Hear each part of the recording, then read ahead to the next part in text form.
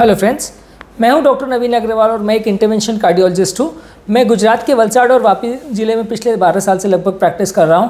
आज मैं आपसे बात करूंगा एक इंपॉर्टेंट और क्लिनिकली रेलेवेंट इन्फॉर्मेशन और एक टॉपिक के बारे में। ये टॉपिक है कौन कौन सी मेडिसिन से हार्ट फेलियर के पेशेंट्स में जान बचाने में मदद मिलती है, यानी कौन कौन सी ऐसी दवाइयाँ हैं जो हार्ट फेलियर के पेशेंट्स की जान बचा सकती है। इस बारे में बात करेंगे। टेक्निकल भाषा में कहें तो drugs which provide mortality benefit in heart failure, इस बारे में आज का हमारा टॉपिक है।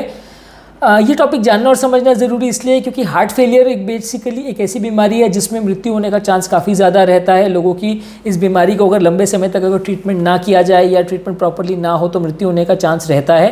तो आज हम उसमें बात करेंगे कि कौन कौन सी ऐसी दवाएँ हैं जिससे मृत्यु होने का चांस कम किया जा सकता है, ताकि आपको एक बेसिक अंडरस्टैंडिंग रहे कि ये 3-4 मेडिसिन जो हैं वो हर पेशेंट्स को मिलनी चाहिए, किस डोज पर मिलनी चाहिए, क्या कॉस्ट है इनके, क्या साइड इफ़ेक्ट्स है, ये सब बारे में भी बात करेंगे ताकि आपको इन दवाइयों के बारे में अंडरस्टैंडिंग रहे।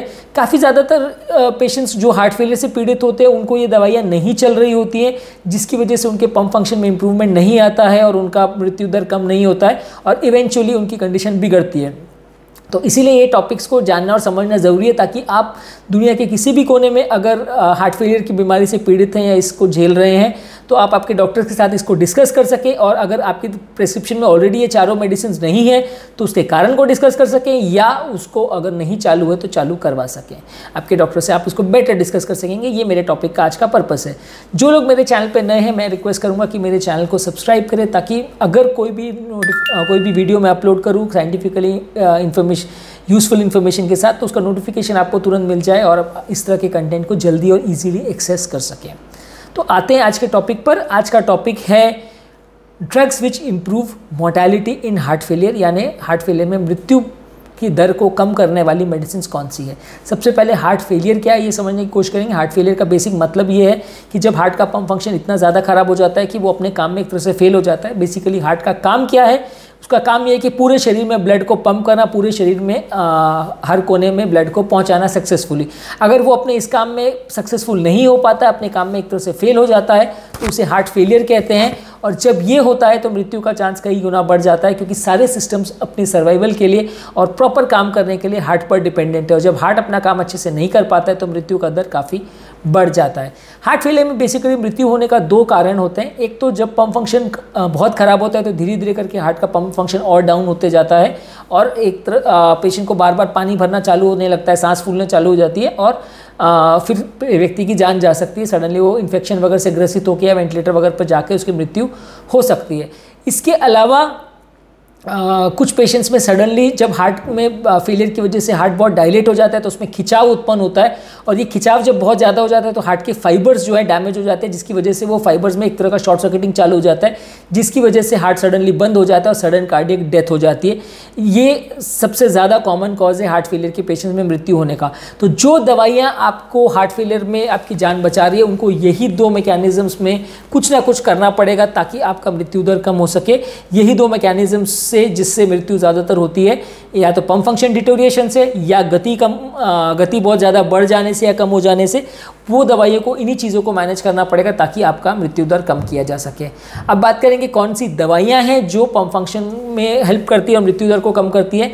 एक beta blocker group of medicine आता है, एक एसी इनहिबिटर या आर्नी ग्रुप ऑफ मेडिसिन होता है, एक मिनरलोकॉर्टिकॉइड रिसेप्टर एंटागोनिस्ट यानी एल्डोस्टेरोन ग्रुप की मेडिसिन है, और एक SGLT2 इनहिबिटर्स यानी डेपैग्लिफ्लोजिन, एम्पैग्लिफ्लोजिन, ये ग्रुप की मेडिसिन है। ये 4 दवाइयाँ हर एक व्यक्ति के जिसको भी हार्ट फेलियर है उसके प्रेस्क्रिप्शन पेपर पे होना ही चाहिए। अगर ये मेडिसिन नहीं है या आपके डॉक्टर ने कोई कारणवश इसे नहीं दिया है तो आपके डॉक्टर से आप डिस्कस करिए कि ये दवाइयाँ क्यों स्टार्ट नहीं करी गई हैं, कोई स्पेसिफिक कॉन्ट्राइंडिकेशन है या कोई मनाही तो नहीं है। और यदि अगर डॉक्टर उनको स्टार्ट करता है तो आप उसको डिस्कस नहीं किया अब तक तो आप उसको डिस्कस करके चालू करवा सकते हैं ताकि आपको बेनिफिट हो। मैं अब आपसे बात करूंगा कि मेडिसिन बेसिकली का डिटेल क्या है, क्या एडवांटेजेस हैं, क्या डिसएडवांटेजेस, किन डोज पे इसको देना चाहिए और क्या साइड इफ़ेक्ट्स इनके हो सकते हैं उस बारे में सबसे पहले बात करेंगे बीटा ब्लॉकर्स के बारे में। बीटा ब्लॉकर्स बेसिकली बॉडी में जो स्ट्रेस हार्मोन यानी कैटेकोलिमिन्स बनते हैं उसको कम करने के लिए यूज़ किया जाता है। बेसिकली ये स्ट्रेस हार्मोन जो है आपके हार्ट को डैमेज करते हैं। बॉडी हार्ट जब फेल होता है तो एक तरह से स्ट्रेस हार्मोन्स पूरी बॉडी में बनते हैं जो हार्ट को स्टिमुलेट करते हैं। पहले ज़माने में ऐसा माना जाता था कि स्टिमुलेटरी अगर स्ट्रेस हार्मोन्स नहीं बनेंगे तो हार्ट का फेलियर बढ़ जाएगा, क्योंकि एक प्रोटेक्टिव मैकेनिज्म है। लेकिन काफ़ी स्टडीज़ ने ऐसा शो किया है कि ये स्ट्रेस हार्मोन जब बनते हैं तो हार्ट को और रिएक्शन करके और ज़्यादा डैमेज करते हैं।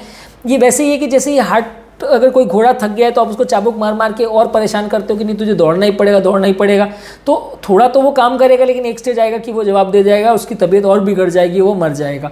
तो वैसे ही है कि अगर हार्ट फेलियर में हार्ट ऑलरेडी परेशान है, वो काम नहीं कर पा रहा है, आप उसको और स्टिमुलेट करेंगे तो वो काम नहीं कर पाएगा। उसके अपितु उसका लिए अगर आप ऐसा कर सकें कि उसको आप रेस्ट दे सकें ताकि वो अपना काम को बेटर रूप से कर सके और उसको जो बीमारी है वो ठीक हो जाए, ताकि थोड़े टाइम में वो उसकी हीलिंग हो जाए, तो उसके लिए ज़्यादा अच्छा है। तो बीटा ब्लॉकर्स बेसिकली इन स्ट्रेस हार्मोन्स को एक्शन करने से रोकते हैं, हार्ट पर इन स्ट्रेस हार्मोन्स के इफेक्ट्स को कम करते हैं, जिसकी वजह से कैटेकोलिमिन्स का हार्ट पर दुष्प्रभाव कम होता है, मृत्यु दर कम होता है, हृदय गति जो सडनली बढ़ जाने की वजह से हार्ट अटैक में सबसे ज़्यादा मृत्यु होती है उसको कम करता है, और कुछ हद तक हार्ट का पंप फंक्शन भी सुधार करता है। इसमें एक कार्बिडोल करके दवा है जो सबसे ज़्यादा जिसका डेटा अवेलेबल है कि जो हार्ट का पंप फंक्शन को 3 से 5% तक बढ़ाता है। आप ये एक्सपेक्ट मत करिए कि ये दवा को चालू करते पंप फंक्शन 25% से सीधा 65 पर पहुंच जाएगा, वैसा नहीं पॉसिबल है। 5-10% का इंप्रूवमेंट देखने को मिलता है, पर हाँ ये 5-10% का इंप्रूवमेंट भी बहुत सिग्निफिकेंट है, क्योंकि 5% का हर जो इंप्रूवमेंट देखने को मिलता है मृत्यु दर हाफ हो जाता है। इन्हें 25 से अगर 30 हो पंप फंक्शन तो मृत्यु दर हाफ हो जाएगा, 30 से 35 हो तो और हाफ हो जाएगा, वहीं 30 से 25 होगा तो डबल, और 25 से 20 हो जाएगा तो और डबल हो जाएगा। तो हर 5% जो पंप फंक्शन में अगर सुधार मिलता है तो मृत्यु दर हाफ हो जाता है। तो ये दवा अगर 5% भी पंप फंक्शन को सुधार रही है तो भी बहुत वर्थ है, उसको यूज़ करना ही चाहिए। इसके अलावा जो लोग को कार्बिडोल सूट नहीं करती, खासकर अगर उनको इस दवा से किसी को कॉन्स्टिपेशन हो सकता है, चक्कर आ सकते हैं, हृदय गति बहुत ज़्यादा कम हो सकती है, बीपी कम हो सकता है, बैठे से उठने में चक्कर आ सकते हैं, प्रोस्टेट के प्रॉब्लम्स हो सकते हैं, सेक्सुअल डिस्फंक्शन हो सकता है, वो लोग को हम थोड़ा कार्डियो सिलेक्टिव बीटा ब्लॉकर देते हैं जिसमें बिसोप्रोलोल के लिए सबसे ज़्यादा डेटा है। तो ये 2 मेडिसिन हम ज़्यादातर यूज़ करते हैं हार्ट फेलियर के पेशेंट्स में। एक चीज़ मान के चलिए, ये हार्ट फेलियर की हर मेडिसिन के लिए एप्लीकेबल है कि ये सारी दवाइयाँ हमको मैक्सिमम टॉलरेटेड डोज पर देनी पड़ती है, यानी कि जो डोज मैक्सिमम पेशेंट बर्दाश्त कर सके, उसकी बॉडी में जब तक बहुत एक्सट्रीम साइड इफेक्ट्स ना हो जाए तब तक हमें उन डोज को देना चाहिए। जिन लोग का बीपी बहुत कम है, क्योंकि दवा थोड़ा सा बीपी भी कम करती है, तो जिन लोग का बीपी बहुत कम है उनको बहुत हाई डोज नहीं दे सकते, नहीं तो उनको साइड इफेक्ट्स चालू हो जाएंगे। पर अदरवाइज इन दवाओं को हायर डोज देने पर ही ज़्यादा फायदा करती हैं। अगर आपने 10 मिलीग्राम की ज़रूरत है और आपने 1 मिलीग्राम दिया डोज, तो वो कुछ फ़ायदा पेशेंट को नहीं करेगा और मृत्यु दर में सिग्निफिकेंट बेनिफिट नहीं करेगा। कार्बिडोल पंप फंक्शन को ज़्यादा सुधारता है, और बिसोप्रोलोल कंपैरेटिवली हृदय गति के वजह से जो मृत्यु होती है, यानी सडन कार्डियक डेथ जो होता है, उसको कम करता है। अगर सूट हो जाए तो कार्बिडोल के लिए ज़्यादा डेटा अवेलेबल है। सेकेंड बेटर ड्रग जो है वो बिसोप्रोलोल है। तो अगर आपको प्रिस्क्रिप्शन में दवा नहीं है तो आपके डॉक्टर से आप डिस्कस कर सकते हैं कि दवा क्यों नहीं है और उसको किस डोज पे दिया जाए, इस बारे में आप डॉक्टर से डिस्कस कर सकते हैं।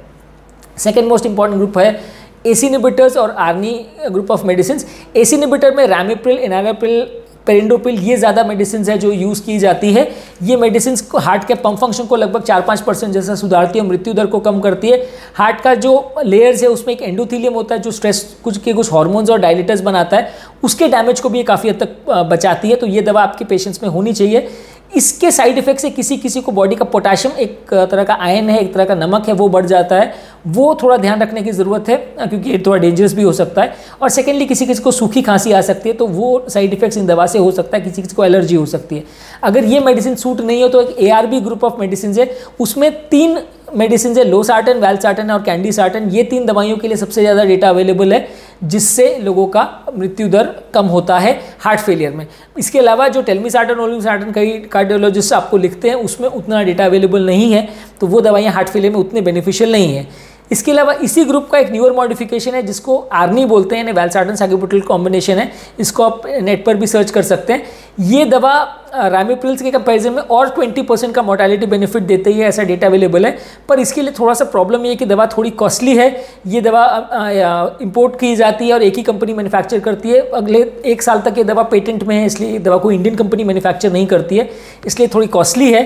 तो सिलेक्टेड पेशेंट्स को जहाँ पम्प फंक्शन बहुत ज़्यादा खराब है और जो वो ये दवा को अफोर्ड कर सकते हैं, वहाँ हम इस दवा को यूज़ करते हैं। मृत्यु दर को रेगुलर दवा के कंपैरिजन में 20% और कम करता है, पम्प फंक्शन को और सुधारता है। नेक्स्ट इंपॉर्टेंट दवा है मिनरलोकॉर्टिकॉइड रिसेप्टर एंटागोनिस्ट यानी एल्डोस्टेरोन के नाम से मार्केट होती है। ये दवा हार्ट के पंप फंक्शन को सुधारती है और जिन लोग को भी हार्ट का डैमेज हो गया उसको रिकवर करती है।